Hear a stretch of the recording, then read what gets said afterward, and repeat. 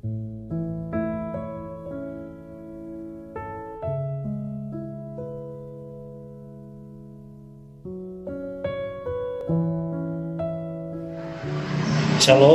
Shalom. Pada saat ini kita akan mendengarkan motivasi firman yang akan dibawakan oleh Kak Jupli Pansarian.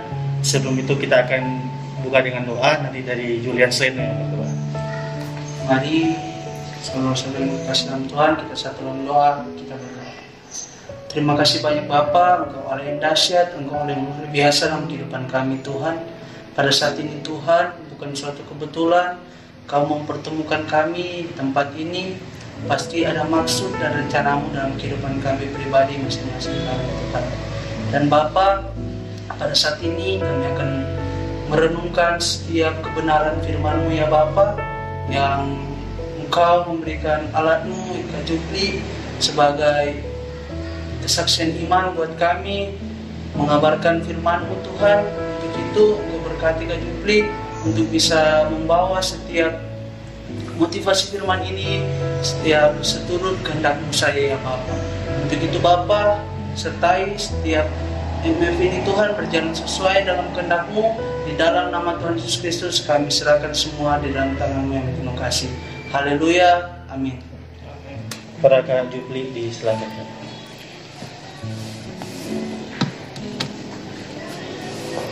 Saudara-saudara yang saya kasih dalam nama Tuhan Yesus Kristus, kita akan membaca firman Tuhan di dalam Yohanes 5 ayat 1 sampai dengan 9.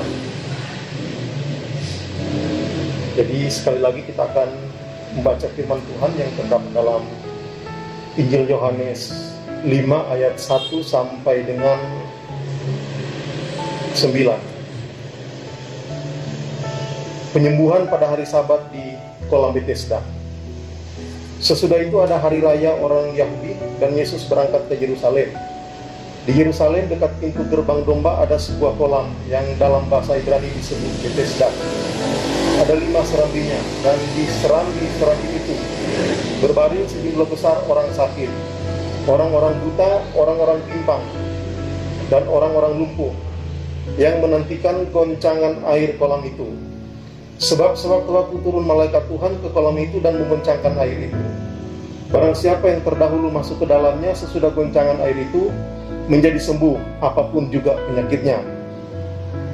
Di situ ada seorang yang sudah 38 tahun lamanya sakit.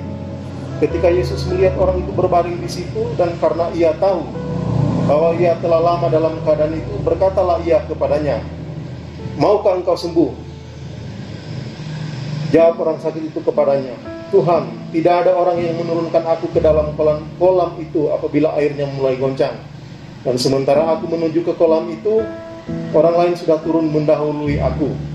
Kata Yesus kepadanya, "Bangunlah, angkatlah tilammu dan berjalanlah." Dan pada saat itu juga sembuhlah orang itu, lalu ia mengangkat tilamnya dan berjalan.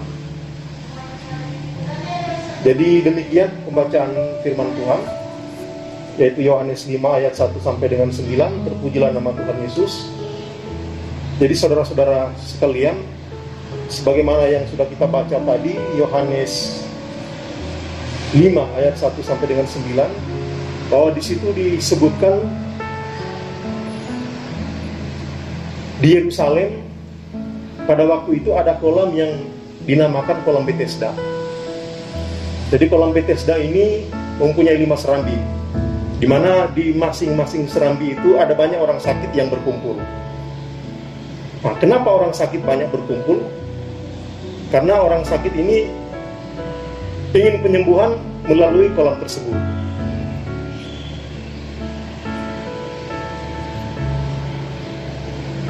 Pada waktu itu ada seorang sakit yang sudah 38 tahun dia menderita sakit, yang berbaring juga di situ. Pada waktu itu di Yerusalem ada hari raya orang Yahudi, dan pada hari itu bertepatan dengan hari Sabat. Jadi pada waktu itu Tuhan Yesus datang ke Yerusalem dan melihat orang yang sakit sudah 38 tahun ini berbaring di situ. Jadi Tuhan Yesus melihat bahwa orang sakit ini menderita sakit sudah cukup lama. Kemudian Tuhan Yesus mendekati orang sakit tersebut dan menawarkan kesembuhan terhadap orang sakit tersebut. Nah, orang sakit ini tidak disebutkan namanya siapa, asal-usulnya juga tidak tahu, umurnya juga tidak tahu. Hanya disebutkan bahwa orang itu sakit dan sudah 38 tahun dia menderita sakitnya tersebut. Nah, di dalam ayat 6 diceritakan ketika Yesus melihat orang itu berbaring di situ, dan karena ia tahu bahwa ia telah lama dalam keadaan itu, berkatalah ia kepadanya, maukah engkau sembuh? Jadi Tuhan Yesus menawarkan kesembuhan terhadap orang sakit. Jadi saudara-saudara sekalian yang saya kasih dalam nama Tuhan Yesus Kristus, Yohanes 5 ini adalah merupakan cerita tentang seorang yang sakit 38 tahun lamanya. Namun demikian Tuhan menyembuhkan orang tersebut. Nah, jika kita mempelajari lebih detail lagi bahwa cerita ini kisah ini tidak hanya untuk orang yang sakit tersebut, tapi sebenarnya kisah ini adalah kisah tentang hidup kita, tentang pergumulan hidup kita. Jadi mungkin kita tidak menderita sakit seperti orang sakit yang sudah 38 tahun lamanya ini. Mungkin kita juga ada permasalahan dalam kesehatan. Mungkin kita ada permasalahan dalam masalah keluarga, masalah rumah tangga, masalah ekonomi, masalah pekerjaan, masalah penyelesaian studi. Yang semua itu membuat kita melewatkan banyak kesempatan, yang membuat kita tak berdaya. Dari pembacaan firman Tuhan saat ini, ada beberapa pesan terhadap kita. Yang pertama, kita harus fokus kepada Tuhan, bukan kepada permasalahan. Di ayat 7 di sini, ketika Tuhan menawarkan kesembuhan terhadap orang yang sakit ini, di ayat 7 orang yang sakit menjawab seperti ini. Jawab orang sakit itu kepadanya, Tuhan, tidak ada orang yang menurunkan aku ke dalam kolam. Ke dalam kolam itu apabila airnya mulai goncang. Dan sementara aku menuju ke kolam itu, orang lain sudah turun mendahului aku. Artinya apa? Jadi ketika Tuhan menawarkan kesembuhan, orang sakit ini menceritakan bahwa tidak ada yang menurunkan dia ke kolam. Artinya orang sakit ini fokus kepada permasalahan yang dihadapi, bukan fokus kepada Tuhan yang lebih berkuasa, yang lebih besar dari pergumulan yang dihadapi oleh orang sakit tersebut. Itu pun terjadi kepada kita. Jadi kita seringkali melihat permasalahan kita di dalam rumah tangga, di dalam pekerjaan, di dalam studi, di dalam ekonomi. Kita melihat permasalahan itu begitu besar, tapi kita tidak fokus, tidak melihat bahwa ada Tuhan yang lebih besar dari pergumulan kita. Itu pesan firman Tuhan dari Yohanes 5 ayat 1 sampai dengan 9 ini. Sedangkan pesan yang berikutnya adalah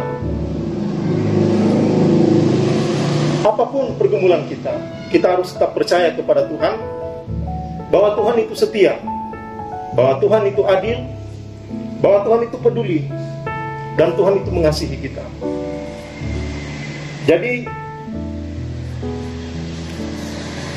apapun pergumulan kita,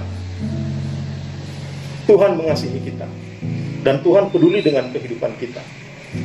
Mazmur 103 mengatakan seperti ini. Tuhanlah yang mengampuni dosa-dosa kita, Tuhanlah yang menyembuhkan segala sakit penyakit kita, Tuhanlah yang menebus kita dari lubang kubur, Tuhanlah yang memahkotai kita dengan kasih setia dan rahmat, Tuhanlah yang memuaskan hasrat kita dengan segala kebaikan, sehingga masa muda kita menjadi baru seperti burung Raja Wali yang terbang naik tinggi. Tuhanlah yang memegang kita dengan tangan kanannya yang membawa kita pada kemenangan. Jadi demikian, diingatkan untuk kita tetap percaya kepada Tuhan dalam situasi apapun, tetap mengandalkan Tuhan, tetap setia dan taat kepada Tuhan. Demikian, semoga Tuhan Yesus memberkati kita semua. Haleluya, amin.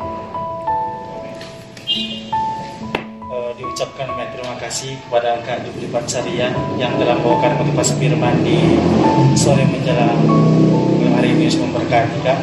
Dan pada saat ini kita akan menutup motivasi firman kita, dan sebelum itu kita akan pujian Terima kasih Tuhan. Terima kasih Tuhan untuk kasih setiamu yang kualami dalam hidupku. Terima kasih Yesus untuk kebaikanmu sepanjang hidupku. Terima kasih Yesusku buat anugerah yang kau beri. Sebab hari ini Tuhan adakan syukur bagimu. Silakan doa tutup dari saudara Ignatius. Doa kita. Terima kasih banyak Bapa, terima kasih banyak Tuhan. Engkau baik, Engkau luar biasa dalam kehidupan kami Bapa. Kami pada saat ini sudah selesai membaca dan merenungkan setiap kebenaran firman-Mu Bapa yang telah dibawakan oleh Allah-Mu Kak Jupli. Semoga apa yang disampaikan oleh Kak Jupli tadi bisa masuk dalam hati dan pikiran kami, dan itu bisa berguna buat setiap kehidupan kami sehari-hari yang Engkau berikan kepada kami Tuhan. Dan biar kami bisa menjaga setiap perilaku kami Tuhan, setiap tingkah laku kami Tuhan seturut dengan kehendak-Mu saja ya Bapa. Untuk itu Bapa, mohon ampun jika saat perenungan firman-Mu kami sudah mencuri kemuliaan-Mu Tuhan. Ampuni kami ya Bapa. Dan pada saat ini Bapa, kami akan menutup rangkaian setiap perenungan firman kami pada saat ini. Di dalam nama Tuhan Yesus Kristus kami bawa semua ini. Haleluya. Amin. Terima kasih, Tuhan Yesus memberkati kita semua, dan shalom. Shalom.